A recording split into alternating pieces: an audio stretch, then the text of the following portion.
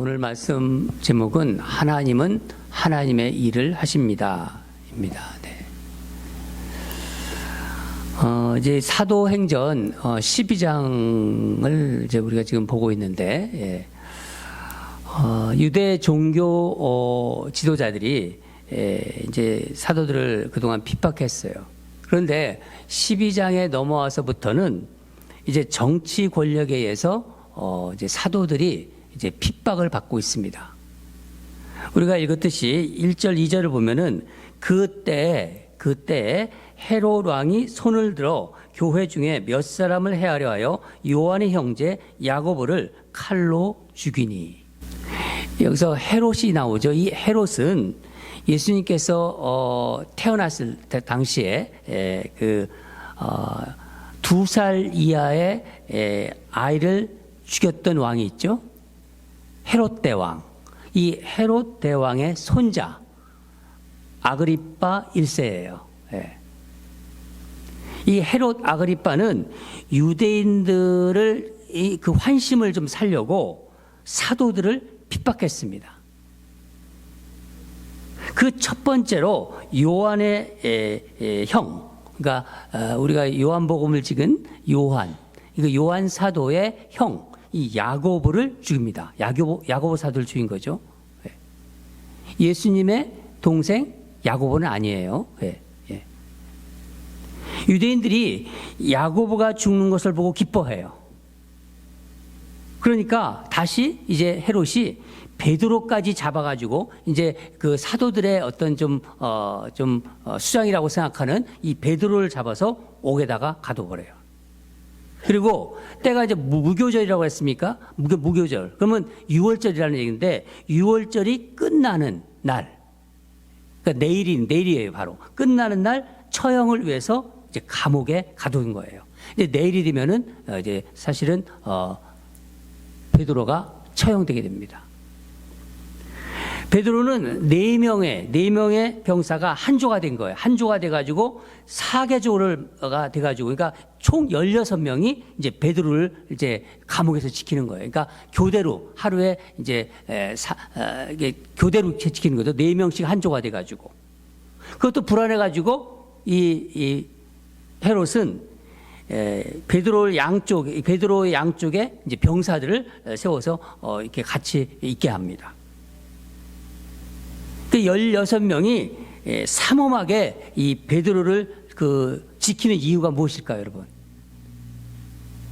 우리가 4장에서 한번 봤죠? 기억나실지 모르겠지만은 베드로가 옥에 갇혔어요. 또 어떻게 나왔죠? 아무도 알 수가 없어요. 가서 볼랐더니 없어진 거예요. 천사가 베드로를 끄집어낸 거예요. 이 경험이 있기 때문에 베드로를 이렇게 철동같이 지금 지키고 있는 거예요. 감옥에서. 한번 이제 이걸 우리가 한번 이쪽 장면을 지금 봤다 생각하고 어떤 카메라를 딱 한번 돌리십시다. 카메라를. 이제 기도하는 장면이 나와요. 그 5절인데 5절에 이에 베드로는 옥에 갇혔고 교회는 간절히 하나님께 기도하더라. 한쪽에는 잡혀있는 모습, 한쪽에는 교회에서는 성도들이 막 기도하고 있어요. 여러분, 이 교회는 세상 권력이 교회를 공격한다, 또 핍박한다고 대항할 어떤 물리적인 힘이 없어요. 우리가 나가서 뭘 가지고 싸우겠습니까? 뭘 가지고 싸우죠, 우리는? 기도예요, 기도. 유일한 힘은 하나님께 기도하는 거예요. 교회에 어려움이 있을 때 우리는 항상 하나님께 기도하는 거예요. 세상 권력이 우리를 어떻게 한다 해도 우리는 기도로 나가는 겁니다. 성도들에게 기도보다 강한 무기는 없어요. 다시 이제 장면이 바뀌어요. 장면이 바뀌고 베드로가 아주 깊이 잠든 모습이 이제 나온다. 그렇게 한번 상상해 보세요. 여러분 이렇게 드라마를 보면은 계속 장면이 왔다 갔다 하잖아요. 제가 그런 걸 생각하면서 설교를 지금 준비한 겁니다. 6절을 보면은 헤롯이 잡아내려고 하는 그 전날 밤에 베드로가 두 군인 틈에서 두 쇠사슬에 매어 누워 자는데 그 묶여 있는데 자고 있는 거예요. 파수꾼들이 문 밖에서 옥을 지키더니 한번 이렇게 딱 상상을 해보세요. 여러분, 상상을. 병사들이 감옥에 안에 2명이 있어요. 그리고 베드로 양옆에 있는 거예요. 감옥 밖에 또 2명이 있습니다. 그래서 한 조가 되어서 다 지키고 있는 거예요. 네 개 조가 돼가지고 이제 시간 번갈아 가면서 지키는 거죠. 근데 베드로는 어떻게 하고 있다고요? 그냥 쿨쿨 잠을 자고 있어요. 좀 모양이 참 좀 이렇게 뭔가 좀 이상하지 않아요? 네. 베드로는 내일 야고보 사도처럼 목이 참수돼요. 참수될 당할지 모르는 상황에서 지금 쇠사슬에서 내어가지고 잠에 푹 빠져 있는 거예요. 이 상식적으로 좀 이해가 안 되지 않습니까? 내일 죽을지도 모르는 사람인데 도저히 평안히 잘 수 없는 상황이잖아요. 여러분은 어떻게 했어요? 여러분들이 만약에 뭐 그럴 리도 없겠지만은 그런 상황인다면 이렇게 잠이 들 수 있겠습니까? 저는 이 베드로가 이 정말 코앞에 죽음을 앞두고 이 쿨쿨 자는 모습을 이렇게 상상해 보니까 한편 제가 부럽기까지 하더라고요. 저는 좀 이렇게 뭐 좀 걱정과 근심이 있으면은 잠을 깊이 못 자요. 여러분들은 잘 자세요? 잠 안 오죠? 조금만 뭐 불안하고 걱정이 있고 뭐가 좀 이상한 거 있으면요, 이 잠이 안 오더라고요. 근데 베드로는 이런 상황에서 정말 애기처럼 자는 거예요. 자기 집 안방에다고 생각하고서 이렇게. 7절을 보면은요, 그때 호련히 주의 사자가 나타나매 옥중에서 광채가 빛나며 또 베드로의 옆구리를 쳐 깨워 이르되 급히 일어나라 하니 쇠사슬이 그 손에서 벗어지더라. 천사가 나타난 거예요. 호련히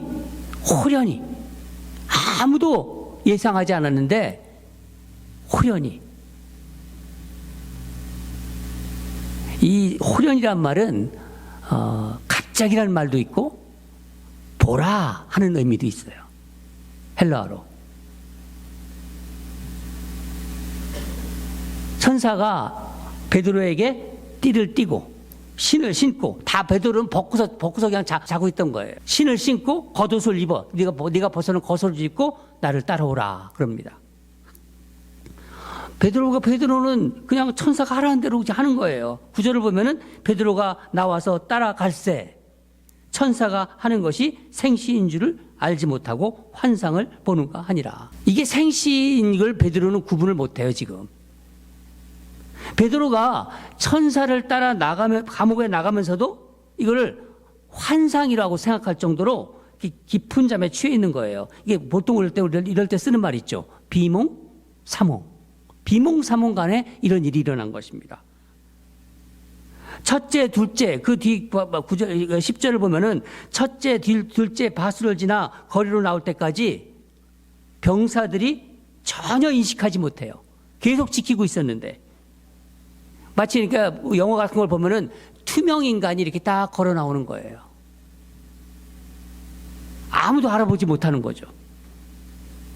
여러분 무슨 일이 일어난 건가 이게? 우리가 통상 얘기할 때 기적이 일어난 거예요. 이 기적이에요, 이게. 하나님께서 개입하신 거예요, 개입. 저는 이 장면을 묵상하면서 하나님의 비상 개입이다. 그런 생각이 드는 거예요. 하나님의 비상 개입. 베드로의 삶에. 베드로를 기적적으로 살리신 거예요. 저는 이 말씀을 계속 묵상하면서 두 가지 의문점이 들었습니다. 여러분들도 이렇게 계속 묵상을 하면은 어떤 그 궁금증이 생길 거예요. 첫 번째 궁금증이 베드로가 어떻게 이 철동같이 지키는 옥에서 이렇게 아기처럼 편하게 잠을 잘 수 있었을까요?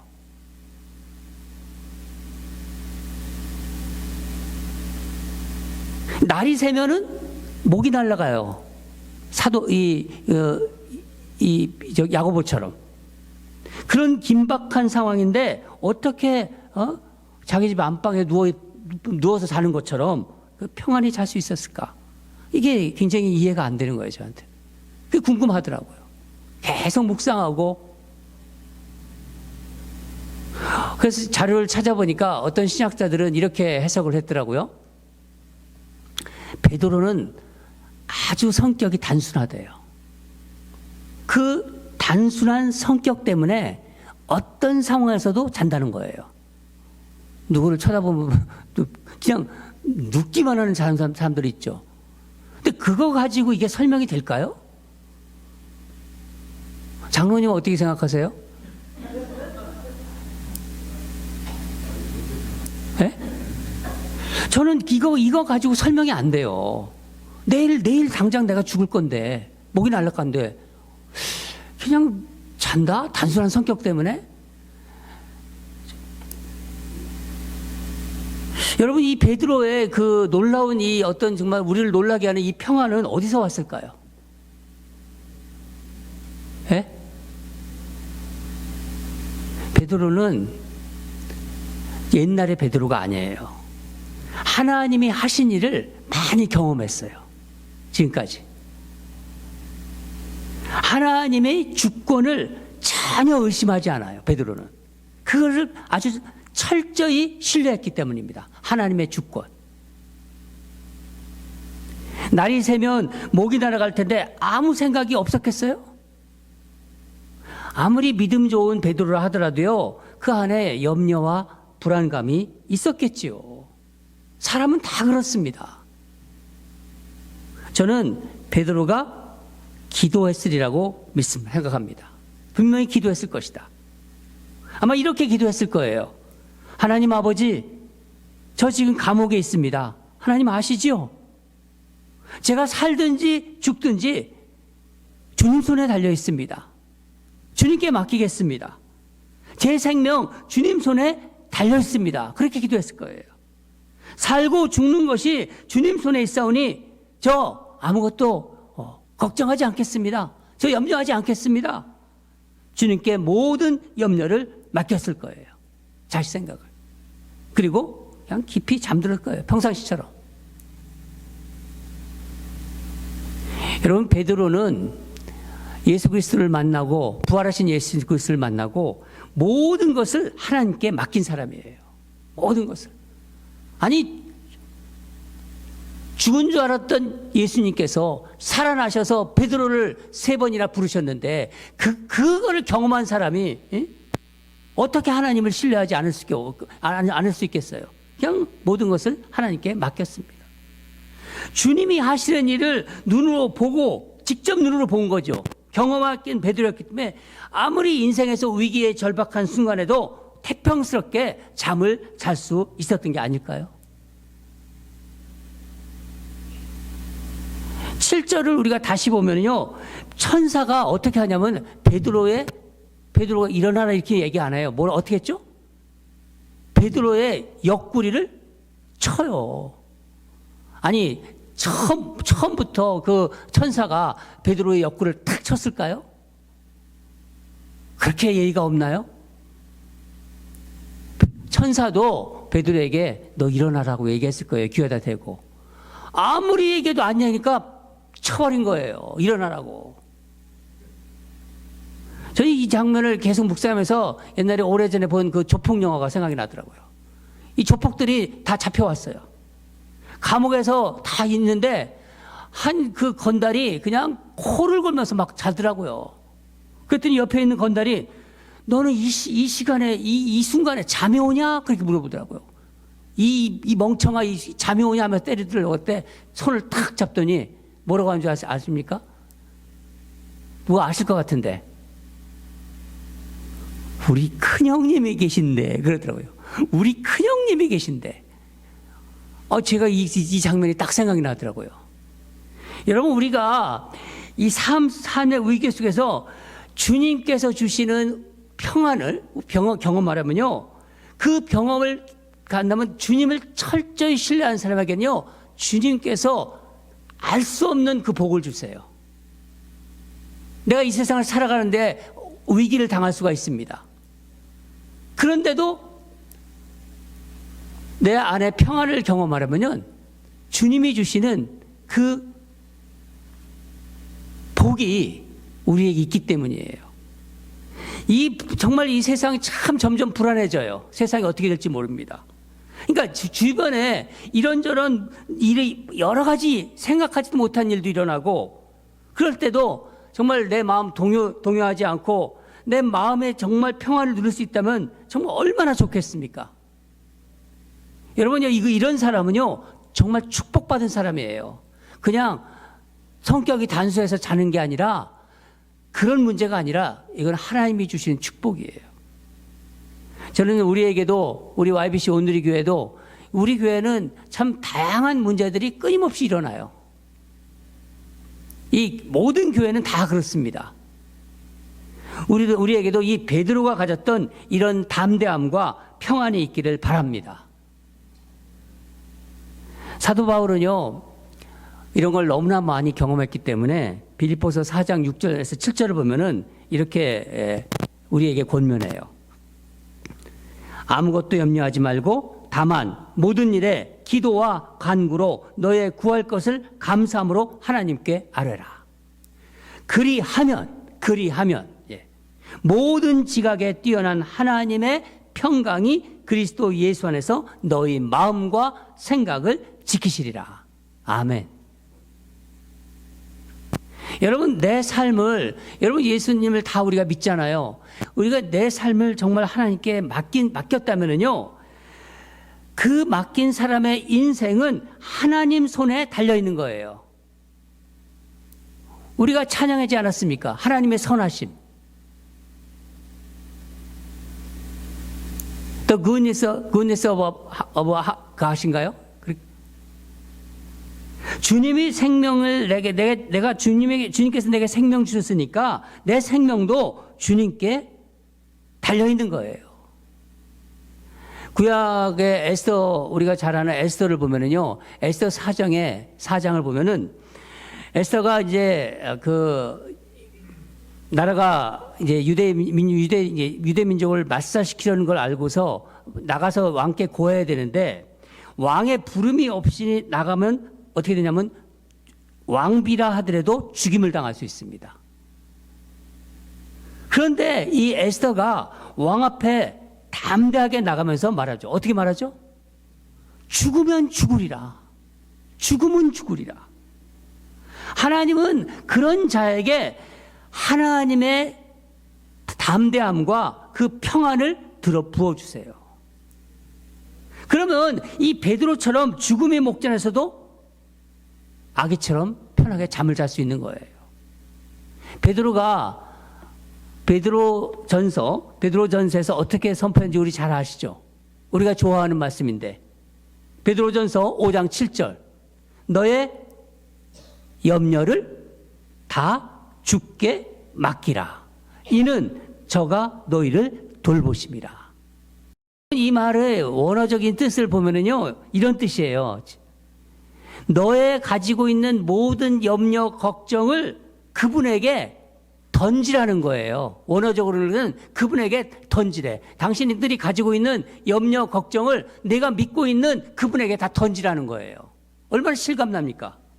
왜냐하면 너에 대해서 신경을 쓰는 것이 바로 그분의 일이라는 거예요. 네가 걱정하는 것, 네가 염려하는 것, 그것이, 그 신경을 바로 주님께서 신경 쓰고 있다는 거예요. 관심 가지고 있다, 그 말입니다. 주님이 나를 위해서 일하시고 계심을 의심 없이 믿으라는 거예요. 여러분, 정말 주님을 믿는다면요, 여러분이 가지고 계신 염려, 걱정을 주님께 던져버리세요. 마치 야구에서 이 투수가 이 포수에게 공을 던지잖아요. 주저주저하면서 던집니까? 얼마나 세게 던집니까? 그냥 던져버리세요, 그냥. 주님이 받으시면 그 염려는 내게서 빠져나가는 거예요. 그게 영적인 원리입니다. 여러분이 살아가면서 우리가 얼마나 많은 염려와 걱정을 합니까? 조금만 경제적으로 어려워도 이걸 어떡하나 불안해하고, 또 우리 자녀들 이게 어떻게 되는 건가? 얘가 지금 뭘 하고 있는지. 자녀들에 대한 걱정. 또 사람과의 살다가 조금 관계가 어떤 트러블이 생기지 않습니까? 이게 정말 사람과 깨지는 어떤 불안감, 염려, 걱정. 또 사업이 안 되는 어떤 비즈니스의 걱정. 건강이 갑자기 나빠지지 않는 때의 걱정. 인생에 여러 가지 문제들이 다가올 때 여러분 내 생명을 주관하고 계신다고 여러분이 고백한다면은 그분께 내 문제를 맡기는 거예요. 할 수 있는 최선을 여러분이 다하시기 바랍니다. 그래도 안 되면요, 여러분이 가지고 있는 그 염려, 걱정을, 불안을 그걸 계속 밤마다 계속 고민하고 끌지 말고 끌고 가지 않고 안고 가지 마시고 믿고 신뢰하는 주님께 던져버리시기 바랍니다. 여러분, 맡긴다는 것은요, 그 사람을 신뢰한다는 거예요. 그 사람을 믿는다는 것입니다. 하나님, 저 염려, 제가 가지고 있는 걱정 하지 않겠습니다. 저의 모든 것을 아시는 주님께서 알아서 하실 것이다. 그런 생각입니다. 나에게 가장 좋은 것으로 주실 것이다. 설사 그 문제로 내가 죽는 것이 하나님의 뜻이라면은 죽게 하실 것이라는 거예요. 죽게 하실 것이고, 사는 것이 하나님의 뜻이라면요, 살려주실 것이다. 예수님께서 염려하는 제자들에게 뭐라고 말씀하셨죠? 내일 일은 내일 염려하라. 무슨 말이냐면 내일은 내일이 염려하게 하라는 거예요. 내일을. 그 내일도 내 손 안에 있다. 그 말씀입니다. 그 내일도 내가 주관하고 있다. 그런 담대함과 신뢰가 있을 때 우리는요, 세상 사람들이 모르는 그 하늘의 평안이 우리에게 부어집니다. 저는 저와 여러분이 예수님을 믿으면서 바로 그런 담대함과 평안을 갖기를 주님으로 축원합니다. 또 한 가지 궁금증은 뭐일 것 같습니까, 여러분? 이 본문을 읽으면요, 궁금증이 나올 수밖에 없어요. 또 한 가지 궁금증. 이 궁금증을 알아맞히는 분에게는 저 아이스팩 2개를 가져갈 특글.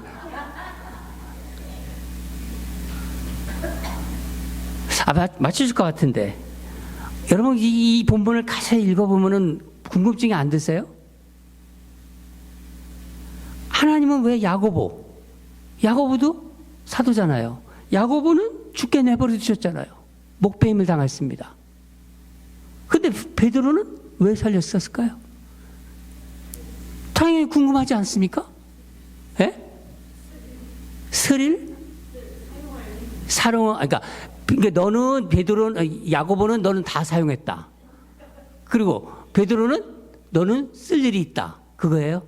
너무 하나님이 너무 좀 그렇지 않아요? 예? 베드로는 하나님을 신뢰했고 야고보는 하나님을 좀 덜 신뢰했다? 아유, 주님 보시기에 인간이 보기에 그러고 주님은 그렇지 않아요. 베드로는 놀라운 기적을 베푸신 거예요. 신비로운 기적이에요. 옥에서 나오게 하시고 야고보는 그냥 죽게 내버려 두셨어요.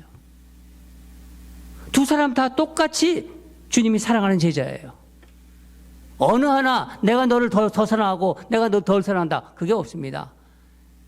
여러분, 야고보도요, 요한의 형 야고보는요, 대단한 사람이었어요. 주님은 똑같이 사랑하셨어요. 전에 성경 공부하는데 어떤 한 집사님이 제가 이 질문을 하니까, 여러분에게 질문을 하니까 이분은 그래도 성경을 열심히 보셨어요. 뭐라고 대답하냐면은, 교회가, 성도들이 베드로를 위해서 기도했기 때문입니다. 기도했기 때문에. 5절 보면은, 이에 베드로는 옥에 갇혔고 교회는 그를 위하여 간절히 하나님께 기도하더라. 그러면 당연히 또 여러분 중에서 이런 질문이 나오지 않겠습니까? 그러면 야고보가 옥에 갇혔을 때는 성도들이 기도하지 않았나요? 여러분, 제가 옥에 갇히면 기도할 거죠? 왜 기도 안 한다고 고개를 흔드세요? 우리 장로님 목에 갇히면 기도하십니까? 다 기도하죠? 아니, 당연히 기도했겠죠. 당연히. 그럼에도 야고보는 죽었잖아요. 그럼 하나님 그러면 야고보가 죽게 되었을 때 왜 기적을 베푸지 않으셨을까? 여러분 한번 생각해 보세요. 한번 자꾸만 생각해 보세요. 그 이유가 무엇일까요? 똑같이 사랑하는데 아직 때가 아니다. 사명이 남아 있다. 그러니까 이거는 답이 없어요, 사실은. 이거는요, 저는 그렇게 생각합니다. 모르는 거예요. 모르는 거예요. 나중에 천국 가서 다 물어보세요. 물어보세요. 이거는 대답할 수가 없어요.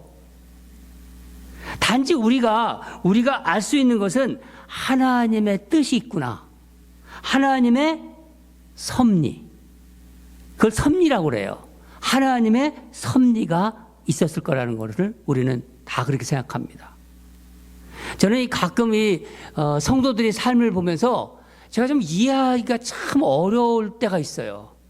목회하면서 그런 걸 많이 겪었습니다. 어떤 분은 제가 보기에 참 믿음이 좋아요.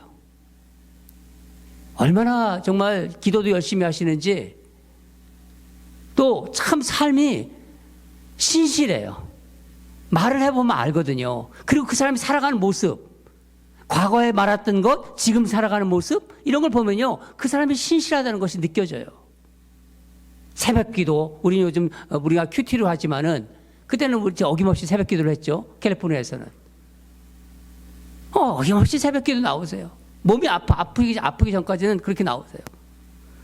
그런데 그렇게 열심히 기도하는데도 아니 응답은 안 되고 계속 삶이 어려운 거예요. 뭐 온갖 어려움은 다 가지고 있어 보면은 그렇게 아주 신실한 분인데. 그런데 어떤 분은 제가 보기에 신앙이 좀 신통치 않아요. 왜 그런 게 솔직히 느껴지잖아요.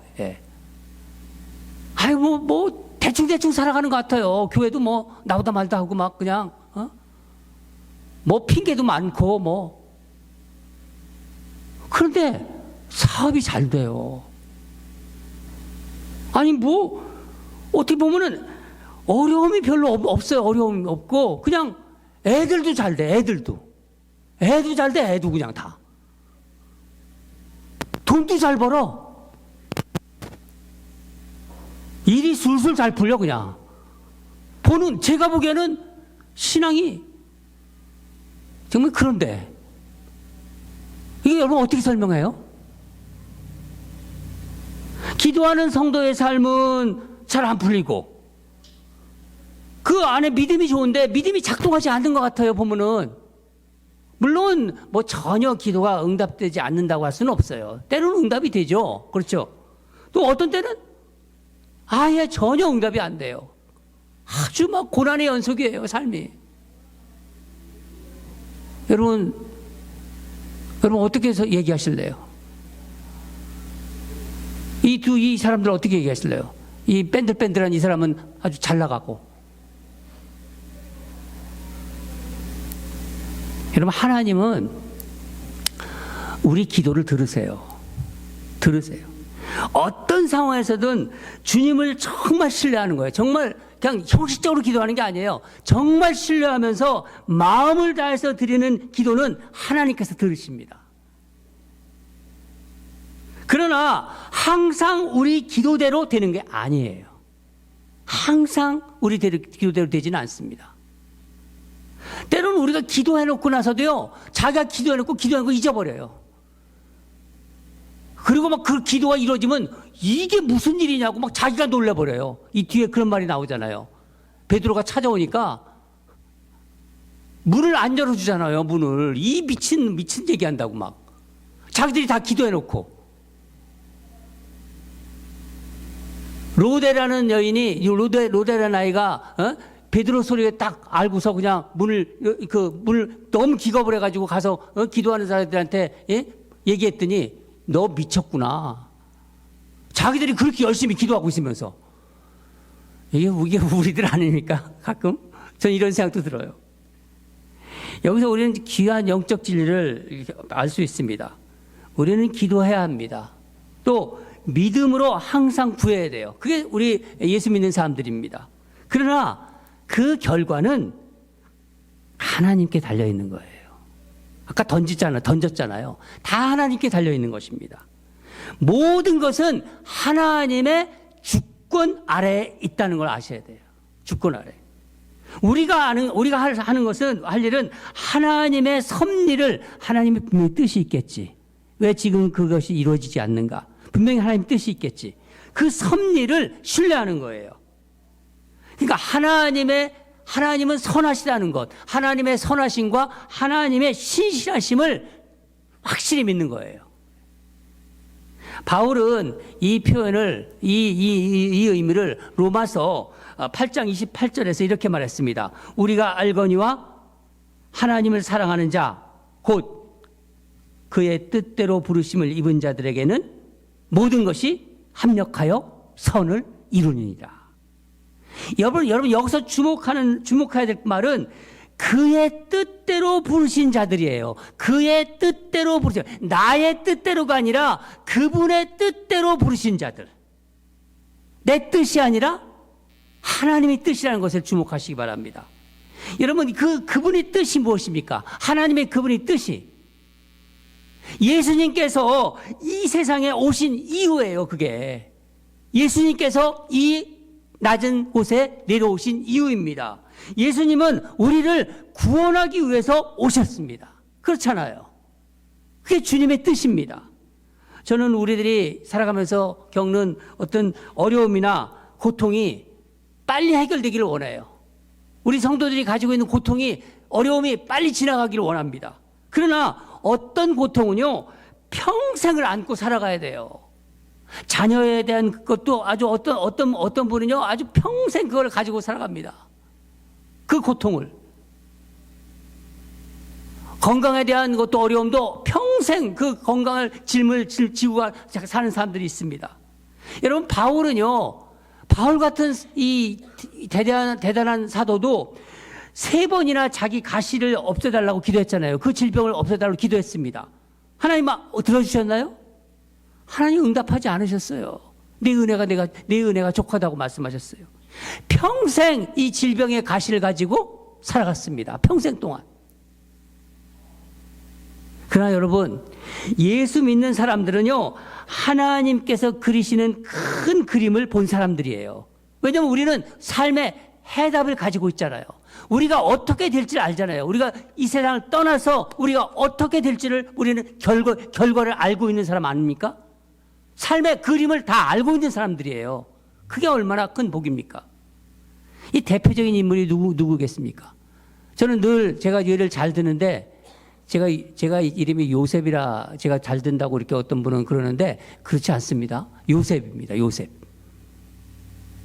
요셉은요, 어려서부터 말할 수 없는, 물론 야곱으로 인해서 어떤 사랑을 받았지만은 말할 수 없는 고통을 당했습니다. 형들에게 팔려왔잖아요. 어린 나이에. 그러나 요셉은 자기 삶에 역사하시는 하나님의 섭리를 본 거예요. 내 삶에 역사하는 하나님의 뜻, 하나님의 섭리, 그것을 요셉은 본 것입니다. 나중에 요셉이 자기를 팔아버린 형들에게 어떻게 말합니까? 나중에 창세기 50장을 보면은 이제 우리가 이제 요한 이 사도행전 끝나면은 제가 이제 아마 창세기를 아마 시작할지 모르겠는데, 창세기 50장을 보면은 50장 20절에 이렇게 말합니다. 당신들은 나를 헤아려 하였으나 하나님은 그것을 선으로 바꾸사 오늘과 같이 많은 백성의 생명을 구원하게 하시려 하셨나니. 어떻게 이런 말을 할 수 있을까요? 하나님의 섭리를 깨달았기 때문이에요. 여러분, 우리가 이 고난은 힘들지만요, 여러분이 겪고 있는 이 고난을 내 눈이 아니라 우리가 하나님 믿고 있기 때문에 하나님의 눈으로 해석이 될 때 고난의 피해자가 되지 않습니다. 요셉은 고통스러운 삶에는 고통스러운 삶에는 요셉의 삶을 가만히 보면은요, 요셉의 삶은 기적이 없어요. 기적이 없지만 그 고난 가운데도 하나님의 일하심, 하나님의 손길, 그 섭리를 요셉은 보았어요. 요셉의 삶에 하나님께서 늘 함께 계셨어요. 그거를 요셉은 알고 있었어요. 여러분, 야고보는 12제자 중 순교, 12제자 중에서 이 순교의 면류관을 가장 먼저 받았어요. 제일 먼저 순교한 사람이 누구라고 했죠?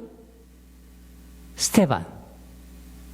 모든 사람 중에서 제일 먼저 순교한 사람은 스테반이에요. 근데 사도 중에서 제일 먼저 순교한 사람이 바로 야고보입니다.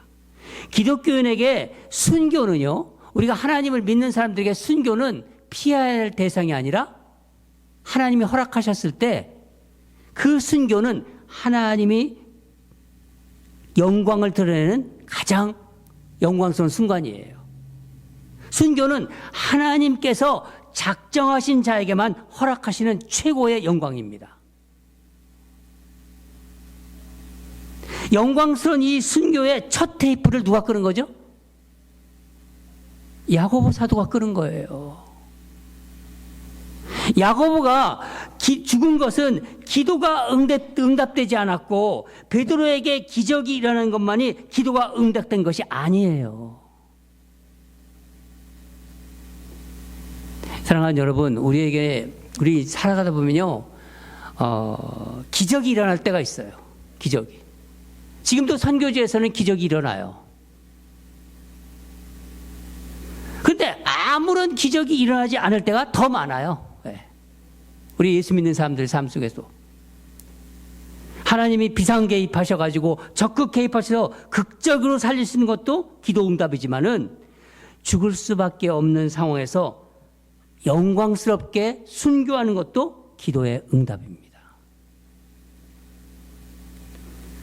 그러니까 살리시든지 생명을 거두시든지 다 하나님의 섭리 아래 있다는 거예요. 여러분, 우리가 하나님을 주님으로 확실히 믿고 있다면요, 살아가면서 어떤 상황에서도 하나님의 그 주권, 하나님의 그 뜻, 하나님의 주권에 대한 그 철저한 신뢰가 그것이 있다면요, 이 베드로가 감옥에 갇혀 있을 때 그 누렸던 평안, 그 평안을 우리도 경험할 수 있습니다. 또한 고난 속에서도 하나님의 큰 그림을, 우리가 이 삶이 어떻게 될 것인가 전체 그림을 보게 할 수도 있는 것입니다. 볼 수도 있는 거예요. 하나님은 지금도 구원의 역사를 이루어 가시고 계십니다. 하나님. 지금도 하나님은 여전히 하나님의 일을 하고 계신 거예요. 여러분 믿으신가요? 그런 눈이 있는, 그런 영안이 있는, 그것을 누리는 우리 YBC 온누리교회 모든 성도들 되기를 주님으로 축원합니다. 다 같이 기도하겠습니다. 사랑하는 하나님 아버지, 사도행전 12장을 우리가 묵상하면서 또 살펴보면서